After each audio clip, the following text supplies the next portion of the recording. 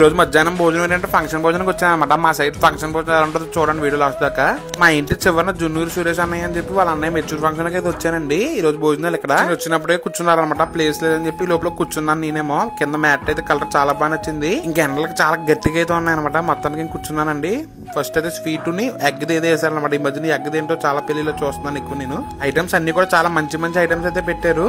First వచ్చేసి mutton curry అండి. ఇది మెత్తలో వెల్లుల్లిపాయ గుడ్లు, నెక్స్ట్ ఫిష్ ఫ్రై, ఇప్పుడు చేప చిక్కరికాయ, పచ్చిరేలు మామిడికాయ, మటన్ బిర్యానీ అనమాట అండి. మా సైడ్ ఏంటంటే ఎక్కువ ఈ మధ్యన ఆక్టోస్ పెడతారు ఇప్పుడు కూడా. చెప్పని ఎక్కువ ఆక్టోస్ తాగుతారు అన్నమాట. తెలుసు కదా మన గోదావరి జనాలు.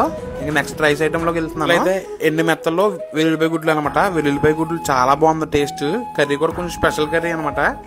నెక్స్ట్ సప్పిడి చేప చిక్కుడికాయ, ఇది కూడా ఒక మంచి ఐటమ్ అనమాట అండి.